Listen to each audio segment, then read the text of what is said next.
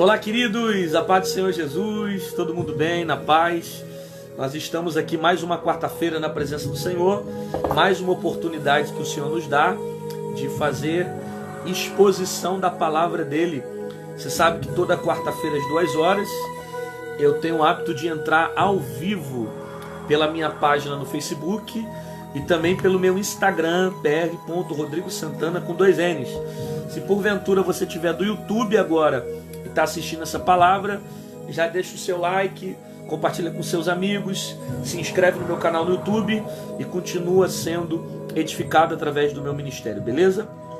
A palavra que está no meu coração está lá no Evangelho de Jesus Cristo, segundo escreveu João, no capítulo de número 4, a partir do verso de número 46, que diz assim: segunda vez foi Jesus a Caná da Galileia, onde da água fizera vinho. E havia ali um oficial do rei, cujo filho estava enfermo em Cafarnaum. Ouvindo esse que Jesus vinha da Judéia para a Galileia, foi ter com ele e rogou-lhe que descesse e curasse o seu filho, porque já estava à morte. Então Jesus lhe disse: se não virdes sinais e milagres, não crereis? Disse-lhe o oficial: Senhor, desce, antes que meu filho morra. E disse-lhe Jesus: vai, o teu filho vive. E o homem creu na palavra que Jesus lhe disse e foi-se. E descendo ele, logo lhe saíram ao encontro os seus servos e anunciaram, dizendo: o teu filho vive. Perguntou-lhe, pois, a que horas se achara melhor o garoto? E o servo disse: ontem, às 7 horas, a febre o deixou. Então, pois, o pai, que era aquela hora, a mesma em que Jesus lhe disse: o teu filho vive, e creu nele toda a sua casa.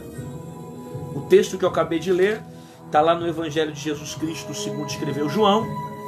O capítulo é o versículo de número... O capítulo é o de número 4, o verso é o de número 46 em diante. Eu já aproveito logo que eu só vou pedir essa vez e eu vou entrar na palavra. Compartilha com seus amigos, compartilha com seu colega, com alguém que você ama, que precisa receber uma palavra de milagre, porque essa palavra vai falar com muita gente, beleza? Esse texto aqui, ele vai falar a respeito da cura do filho de um oficial do rei. Você vai perceber que esse homem aqui, ele é um homem com autoridade. Primeiro porque ele é um oficial. Sendo um oficial, ele é alguém que tem pessoas submetidas à sua autoridade.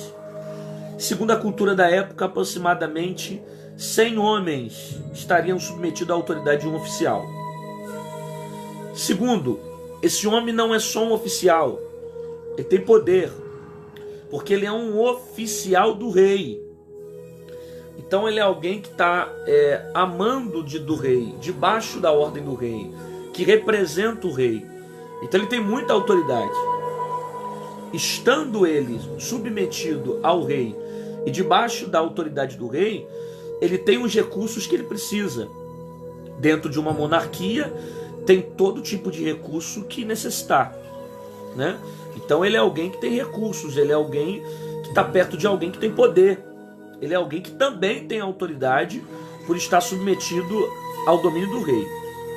Agora entenda, mesmo esse oficial do rei, tendo toda a autoridade que possui, ele não conseguiu recursos suficientes para curar o seu filho. Diz o texto que o seu filho está à beira da morte. A qualquer momento o garoto pode morrer, porque o menino está com uma febre, e uma febre que está se agravando de tal forma que pode levar o menino à morte. Então ele está desesperado, não tendo mais recursos e não tendo mais a quem pedir, a quem procurar. Ele ouve falar que Jesus vai passar em Caná da Galileia. Jesus decide passar mais uma vez em Caná da Galileia. A primeira vez Jesus passa, ele entra dentro de um casamento e transforma a água em vinho. Você lembra do primeiro milagre que Jesus fez, que foram dentro de Caná da Galileia. Agora Jesus está passando mais uma vez na Galileia. e decide passar nessa cidade. Esse homem então vai sair de Cafarnaum, o oficial, e vai até Caná da Galileia, ou a cidade de Galileia. De Cafarnaum para Galileia tem uma distância aproximadamente de 30 quilômetros. E nós estamos falando de um tempo onde o homem vai fazer todo esse percurso andando ou a cavalo. Não tem carro nessa época, não tem moto nessa época. Você pega um carro hoje para fazer uma distância dessa, você vai levar uma média de 30 quilômetros, 40 minutos de carro, 50 minutos de carro, dependendo do trânsito ou da forma como vai estar a pista que você vai percorrer. Mas a verdade é que ele vai fazer esse trajeto de 30 quilômetros andando. Então são horas andando. Se ele fizer andando, talvez demore até muito mais do que hora, pode ser dias, não sei, dependendo do caminho, o lugar que ele vai percorrer. A cavalo, algumas horas ele vai levar. Então ele vai passar algumas horas caminhando, saindo de Cafarnaum para Galileia, para ir até o encontro de Jesus. Ele chega até Jesus desesperado e diz: mestre, Senhor, me ajuda, eu estou com um filho dentro de casa à beira da morte, eu preciso que o Senhor vá na minha casa e cure meu filho. Meu filho está com uma febre terrível. Aí Jesus olha para ele e, em vez de trazer uma palavra imediata para curar o sofrimento que ele vive, Jesus dá uma lição para ele e ao mesmo tempo para os galileus que estavam naquela região, a multidão que estava com Cristo. Jesus olha para ele e diz para ele assim: se não vides sinais e milagres, não creres? Ou seja, vocês só creem se vêem sinais? Se não tiver sinais e nem milagres, vocês não usam a vossa fé? Né? Em outras palavras, Jesus estava querendo também ensinar para aquele homem: eu preciso ir lá para fazer um milagre? Eu preciso ir lá para curar o garoto? Você precisa ver o sinal, o negócio acontecer, tem que ter sinais para que haja milagre. Aí o pai continua conversando com Jesus. Obviamente ele está tão desesperado que ele não consegue se atentar com as palavras que Jesus está dizendo. Ele não consegue se atentar à expressão de Jesus. É como às vezes quando a gente passa por um problema, nosso coração fica tão apertado que a gente só quer falar daquilo ali, sabe? É o que está queimando aqui dentro, é o que está machucando aqui dentro. Então ele vai repetir a mesma expressão para Jesus. Ele diz: Senhor, desce antes que meu filho morra. Ele repete a expressão. Por quê? Porque o coração dele está tomado por aquela inquietação. Ele está com medo do filho morrer e daquele problema levar o filho a óbito. Aí Jesus olha para esse oficial e diz para ele: pode ir para casa, porque o teu filho vive. Aí o texto diz que ele vai crer na palavra e vai voltar para casa. Bom, só em pensar em voltar para casa sem levar a presença de Jesus já demonstra a fé desse homem. Primeiro porque ele queria que Jesus fosse na casa dele para o milagre acontecer. E como Jesus não foi dentro daquela casa, o texto deixa claro para nós que ele acreditou na palavra. Ele confiou em Jesus. Ele teve a convicção, um entendimento que a palavra de Jesus era suficiente para resolver o problema que ele estava passando. Ele voltou para casa, tendo em vista que são 30 quilômetros andando. Então, a partir do momento que ele sai da presença de Jesus, ele não vai encontrar mais Jesus. Jesus vai continuar na caminhada. Ele está vindo de Judeia, Galileia, ele está passando, tá certo? Então ele vai. Na medida que ele volta para Cafarnaum, um dos servos vai na direção desse oficial e diz para ele: Senhor, o teu filho já está melhor, a febre o deixou. Aí ele pergunta: que horas que o meu filho ficou curado? Que horas que a febre o deixou? Aí um dos servos que disse para ele no meio do caminho: às 7 horas a febre havia deixado. Por causa disso ele vai ser tomado por um entusiasmo, vai ficar impactado com o que aconteceu, e a Bíblia vai dizer que toda a sua casa passou a crer em Jesus. Por quê? Porque aquela hora era a mesma hora que Jesus havia dito: o teu filho vive. E ele entendeu que a partir do momento que a palavra foi liberada, o garoto já estava sendo curado dentro de casa. Por causa desse feito, a família dele passou a crer em Jesus. Isso que eu acabei de falar para você é um pequeno resumo do texto que está inserido no contexto do capítulo de número 4, a partir do verso 46. E existem algumas aplicações que são muito edificantes para a nossa vida nesse dia. A primeira está aqui. Quando o texto diz que o oficial saiu de Cafarnaum a Galileia por causa do seu filho. Preste atenção aqui, ó. O oficial que trabalha para o rei, que tem autoridade, que tem muitos recursos, ele vai sair de Cafarnaum para Galileia andando para procurar Jesus.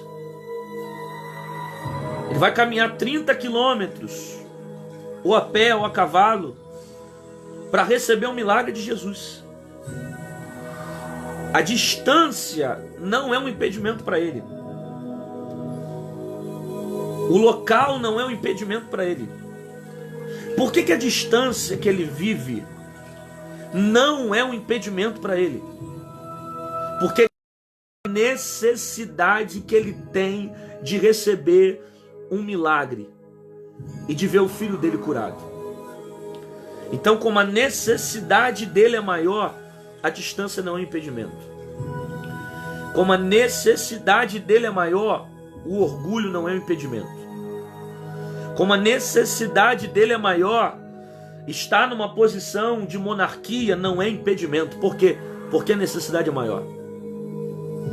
Aí a gente começa a perceber que algumas pessoas ainda não decidiram ter o encontro com Jesus porque não tiveram a necessidade de ter.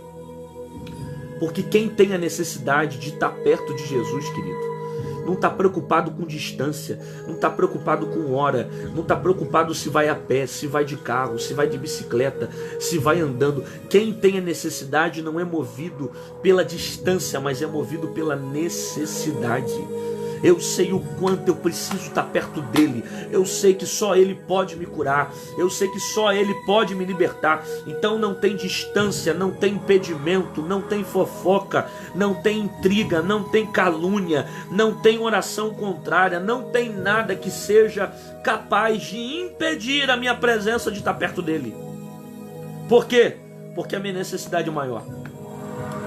Então, quando algumas pessoas deixam de estar da presença de Jesus, porque colocam o impedimento da distância, porque colocam o impedimento, porque tem pessoas que estão desviando ele de Jesus, tem pessoas que estão deixando de ser exemplo para ele, para que ele não vá para Jesus. Quando as pessoas começam a colocar impedimento para não chegar a Jesus, é porque não tem necessidade. Porque quem tem necessidade está pouco preocupado com as coisas que acontecem ao redor. Ele precisa estar perto de Jesus. Porque sabe que somente Jesus tem o poder de curar a alma e de arrancar a ferida que está dentro desse coração. Só quem tem necessidade sabe o peso de gritar: filho de Davi, tem misericórdia de mim. Só quem tem necessidade sabe a distância que é andar a pé de Cafarnaum para Galileia, 30 quilômetros andando, para levar um milagre para alguém que está doente dentro de casa.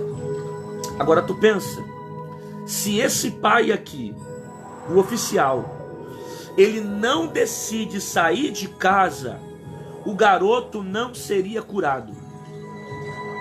Se esse pai, ele não sai de casa, ele não levaria um milagre para a vida do filho. Só teve milagre na vida do garoto porque alguém dentro daquela casa decidiu tomar uma atitude. E a decisão de ter uma atitude vai fazer com que o garoto seja curado dentro de casa. Se ele continua em casa, o problema não ia ser resolvido, o garoto não ia ser curado, o menino podia morrer. Mas porque alguém decidiu tomar uma atitude dentro dessa casa, a morte vai ter que sair pela porta. Porque alguém decidiu tomar uma atitude dentro dessa casa, o milagre vai ter que chegar na vida do menino. sei quantas pessoas tinham dentro daquela casa. Podiam ter mais pessoas ímpias, idólatras, mas tem alguém que está decidindo levar Jesus. Tem alguém que está decidindo buscar Jesus. Eu estou pregando para alguém que está dizendo assim: a minha família é ímpia, só eu que sou crente. Eu estou pregando para alguém que está dizendo: ah, mas ninguém da minha casa serve a Jesus, só eu que estou buscando ao Senhor. Por causa da sua atitude e da tua decisão de buscar Cristo, você vai levar milagre para dentro da sua casa. E pessoas que serão abençoadas através da sua vida. Por causa. Se esse homem decide ficar em casa, o menino não ia ser curado. É isso que o diabo quer fazer com você. Fazer com que você fique em casa. Apodreça no teu quarto. Não tenha vontade de se levantar, de viver mais. É isso que o diabo quer fazer. Prender você dentro de casa, para te oprimir dentro dessa casa. E você não sair dela para procurar Deus. E você não sair dela para ter um encontro com Deus. Sai dessa casa. Vai para a igreja. Entra no propósito de oração. Se posiciona, busca o Senhor Jesus.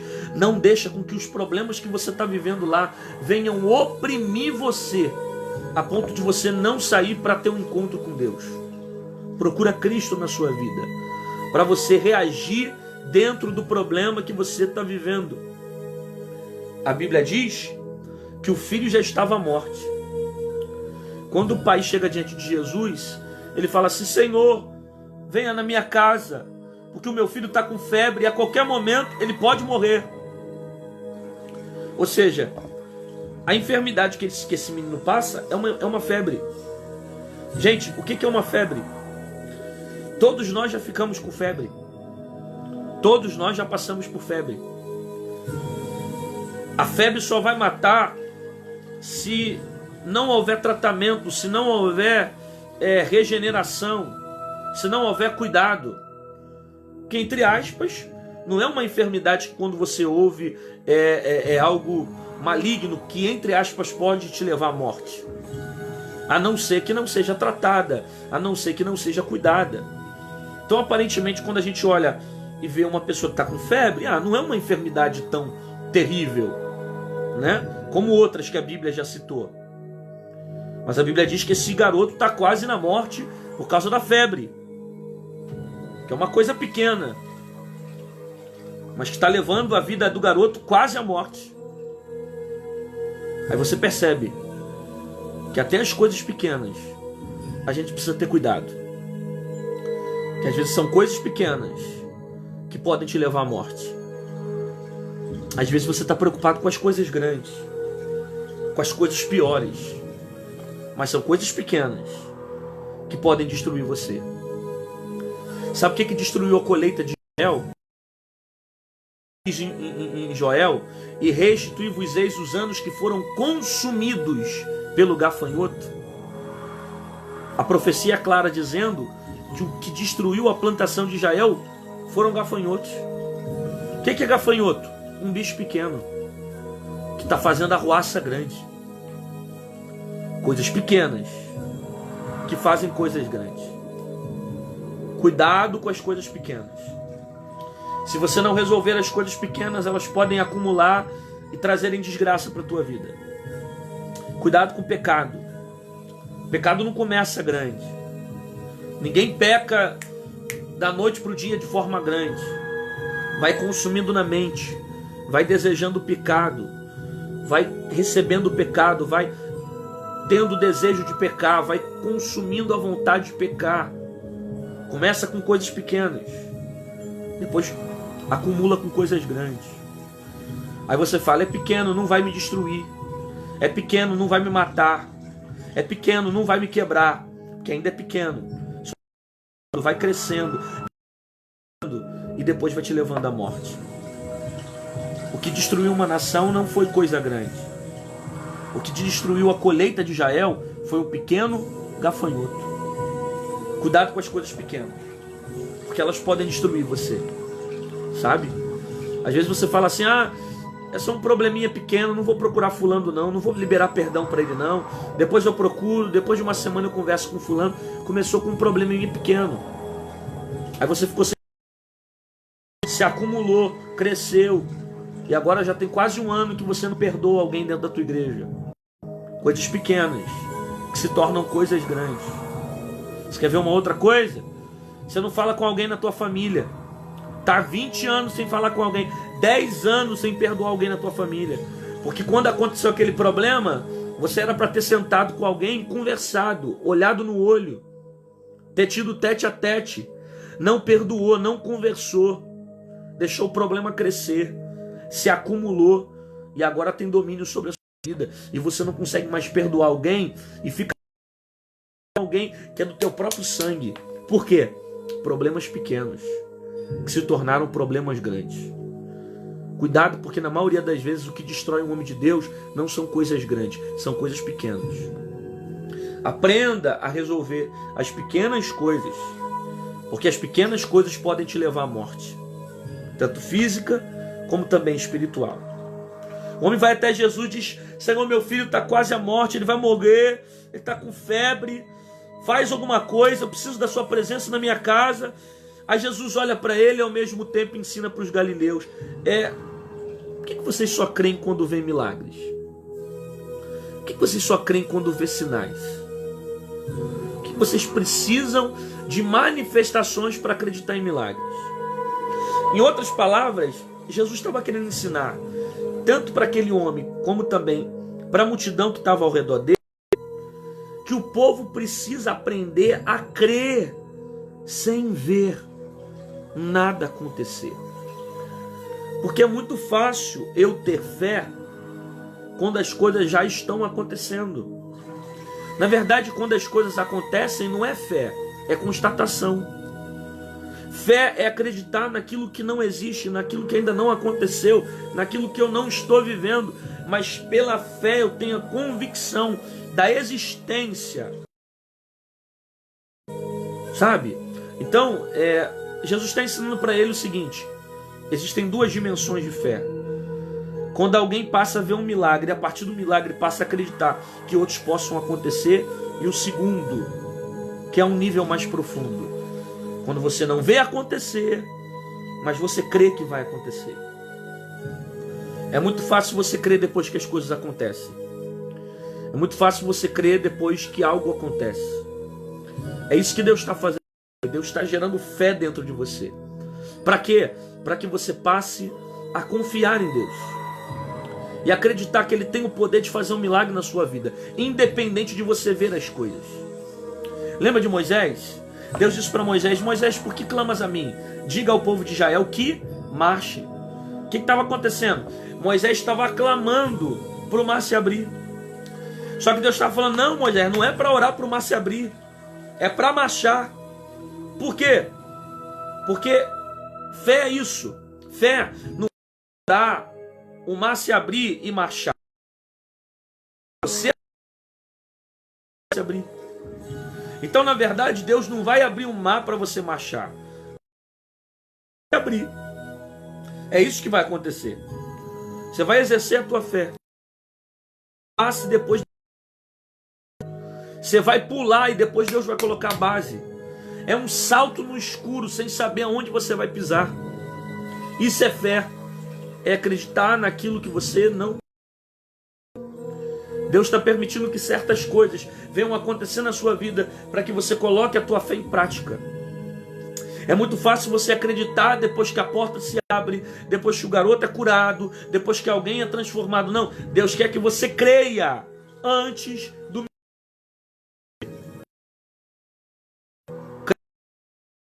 milagre acontecer depois. Você vê o poder. Esse garoto continua. O menino pode morrer. Essa febre vai levá-lo à morte. Vai na minha casa, Senhor. A qualquer momento ele pode morrer. Aí você percebe que o pai está desesperado, porque Jesus deu uma explicação para ele, Jesus deu uma lição para ele. E mesmo Jesus dando uma lição para ele, o pai continua batendo na mesma tecla. Vamos lá em casa, Senhor, né? Mesmo o garoto estando pronto à morte,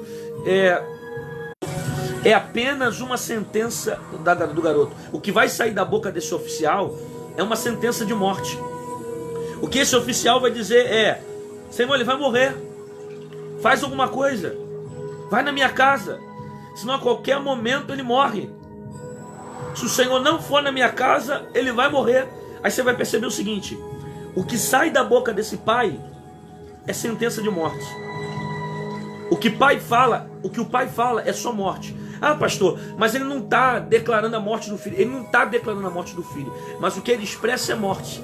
A palavra que sai da boca do pai é palavra de morte. E o que sai da boca de Jesus? Vai, porque o teu filho vive. Preste atenção. O que sai da boca do pai? O garoto vai morrer. O que sai da boca de Jesus? O filho vive. Enquanto o pai está dizendo que o menino pode morrer, Jesus está dizendo: vai morrer não. Esse garoto vai viver. Porque enquanto o pai libera uma palavra de sentença, acreditando que o garoto vai morrer, Jesus está dizendo: a palavra que eu tenho para tua casa é palavra de vida. Deu para pegar isso? Para de colocar sentença de morte nas coisas. Jesus já disse que a sentença vai ser de vida. Pare de colocar a sentença de desgraça sobre as coisas. Jesus já disse que de vida. Quem está falando de morte é você. Quem está falando que não tem jeito é você. Quem está falando que está uma desgraça é você. Quem está falando que vai viver morto, que vai passar pela morte, que vai viver e vai morrer é você. Não, Jesus. Jesus está dizendo que ele vai viver. Ah, mas o médico disse que só tem 1 mês de vida. Foi o que o médico disse, não foi o que Jesus disse. Ah, porque o advogado disse que não tem jeito. Foi o que o advogado disse, não foi o que Jesus disse. Não, porque já declararam a sentença. Quem declarou a sentença? Quem é que determinou a palavra? Quem dá a última palavra na tua vida? O pai está gritando: vem porque ele vai morrer. Jesus está dizendo: vai ter vida. Por quê? Porque a palavra que sai da boca de Jesus é a última palavra sobre a família do oficial. Pare de expressar a palavra de morte. Quando Jesus diz que vai viver. Se Jesus disse que vai viver, sai crendo nessa palavra. Não deixa o médico roubar a tua fé. Não deixa os incrédulos roubarem a tua fé. Não deixa o ateu roubar a tua fé. Não deixa a medicina roubar a tua fé. Não deixa o advogado roubar a tua fé. O juiz roubar a tua fé. O Estado roubar a tua fé. O teu patrão roubar a tua fé. Não perca a tua fé por causa das coisas que estão ao seu redor. Porque a expressão de Jesus foi essa: ele vai viver. Aí o pai diz: Senhor, desce, vai na minha casa. Por quê? Porque o menino vai morrer a qualquer momento. O que o pai diz é: desce, vem na minha casa, Jesus. E o que Jesus vai dizer é: o teu filho vive. Veja bem, o pai está pedindo: vem na minha casa. O oficial diz: vem, Senhor, cura ele. Jesus está dizendo: você não está entendendo, cara. Teu filho está vivo, pode voltar. Não, Senhor, mas vem na minha casa. Não, eu não preciso ir lá, eu não vou lá. Teu filho está vivo. Por quê?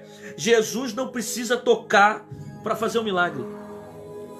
Enquanto Jesus está pregando para a multidão, o milagre está acontecendo.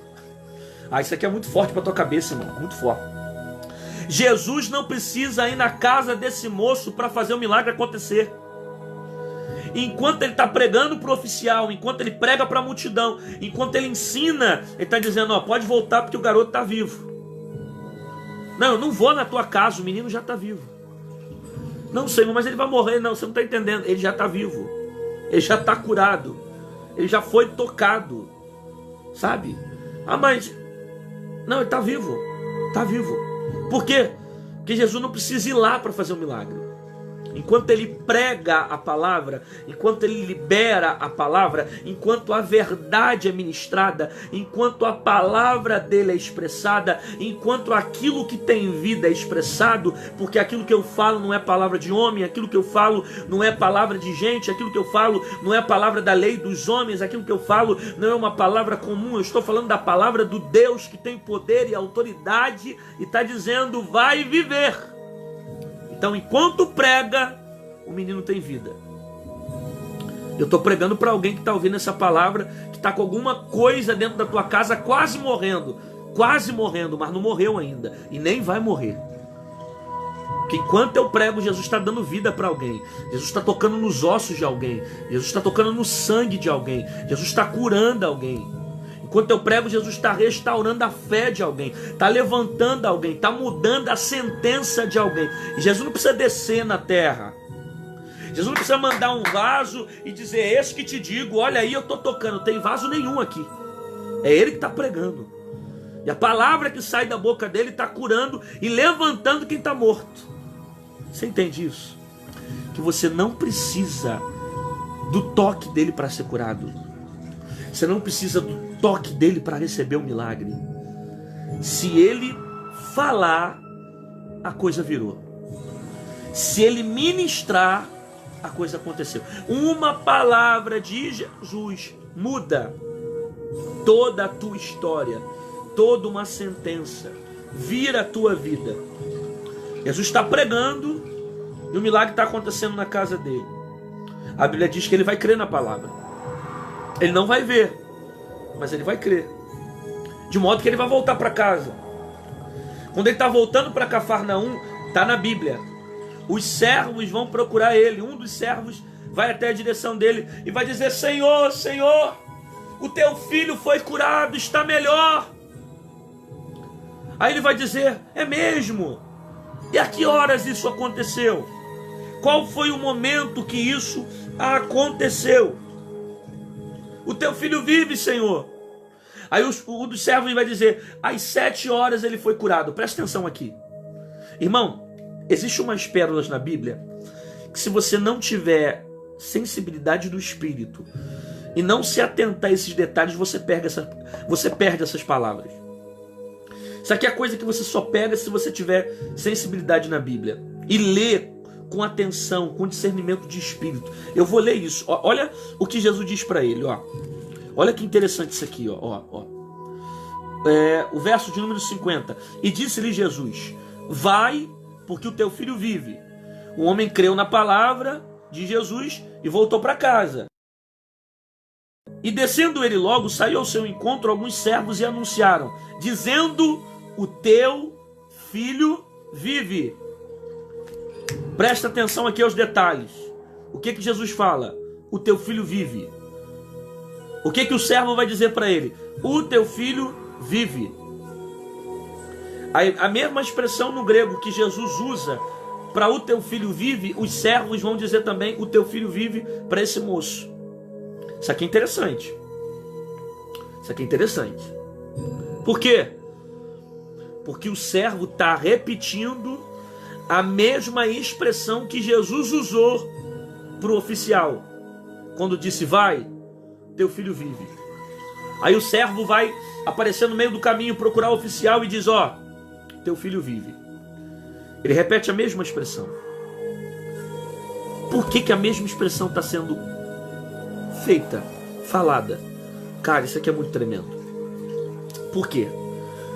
Porque tem momentos que Deus resolve usar as mesmas palavras, as mesmas expressões.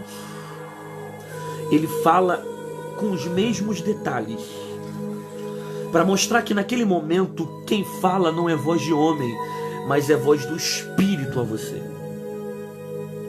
Aí ele usa a mesma palavra com pessoas diferentes, para você entender que é o Espírito que está falando com você.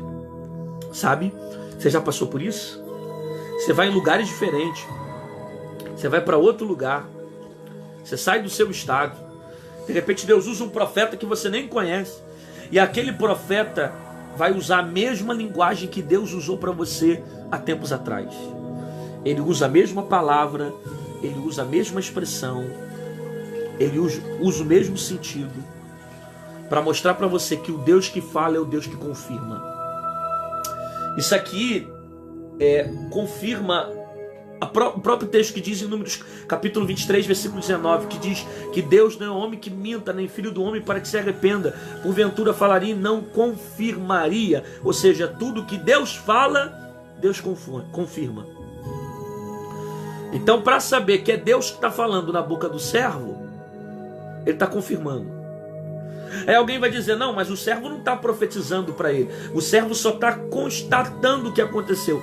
E quem disse que Deus só fala em profecia? Hã? Quem disse que Deus só fala quando usa profetas? Às vezes numa conversa. Às vezes numa palavra. Às vezes num bate-papo. Às vezes alguém que aparece do nada do teu lado, senta, começa a puxar assunto com você na fila do pão, na fila do banco, e usa uma palavra e você, caramba, essa palavra aí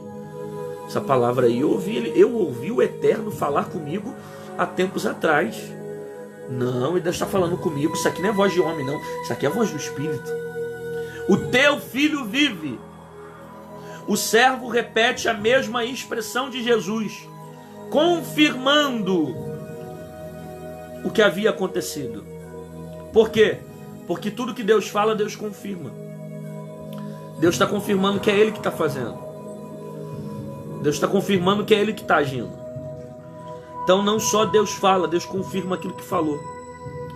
E Ele vai confirmar com pessoas diferentes, em lugares diferentes, com gente diferente, que é Ele que vai fazer um milagre na sua vida.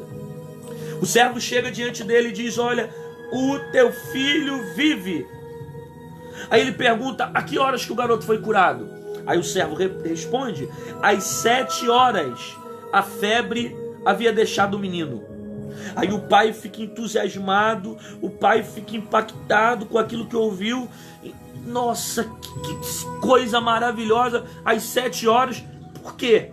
Que o pai ficou impactado quando ouviu falar que foram às 7 horas que a febre havia deixado. Que vai ser nesse horário que o pai vai perceber que foi o momento que Jesus havia dito, o teu filho vive. Então ele percebe que foi nesse momento que Jesus tinha dito para o garoto, o teu filho vive. Na mesma hora que Jesus disse, o garoto vive, a febre deixou. Isso aqui é muito tremendo, gente. Isso aqui é muito... Na mesma hora que a palavra foi liberada, o milagre aconteceu dentro da casa desse oficial. Na mesma hora que ele se encontrou com Jesus, que Jesus deu uma palavra para ele e disse, o teu filho vive, o milagre estava acontecendo dentro daquela casa. Aí ele percebeu que a hora que a febre deixou foi a mesma hora que Jesus liberou a palavra.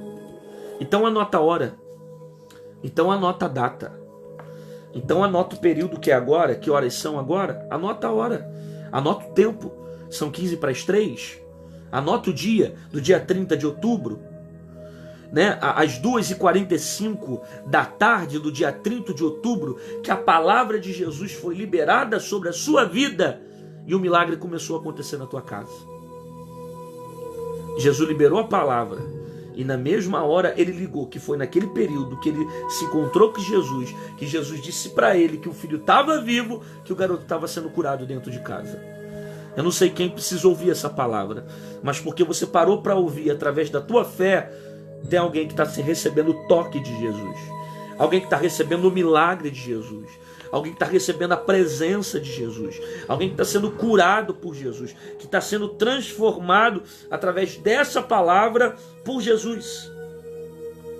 Aí você percebe, por causa desse ato, a Bíblia diz que não só ele, mas toda a casa dele passou a crer em Jesus. E aqui eu termino essa palavra. Por causa desse ato, toda a família desse homem passou a crer em Jesus. Isso explica por que Deus permitiu o processo. Isso explica por que Deus permitiu alguém ficar doente e experimentar quase a morte. Isso explica por que Deus permitiu o sofrimento. Isso explica por que Deus está permitindo alguém adoecer. E foi necessário adoecer. E às vezes Deus permite alguém se ferir. Às vezes Deus permite alguém ficar doente, para que toda a casa seja salva. Às vezes Deus permite alguém sofrer, para que todos sejam impactados. Às vezes Deus permite alguém se quebrar, alguém se ferir, alguém se machucar, para que toda a família seja alcançada. Aí você está olhando e está dizendo, nossa, mas eu sofro tanto, eu passo por um deserto, é um processo tão grande, mas você não tem ideia do quanto esse sofrimento vai abençoar muita gente. Você não tem ideia o quanto esse sofrimento vai levar salvação para a tua casa.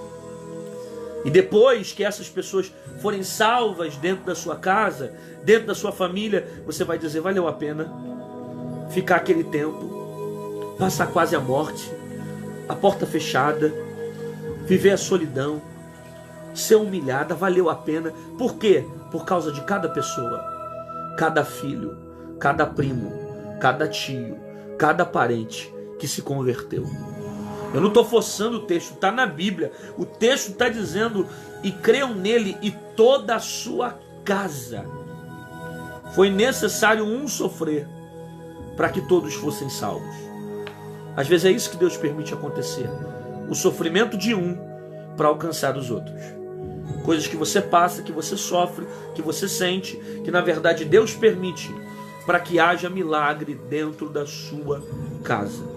Deus te abençoe. Deus abençoe a sua vida. Fica na paz.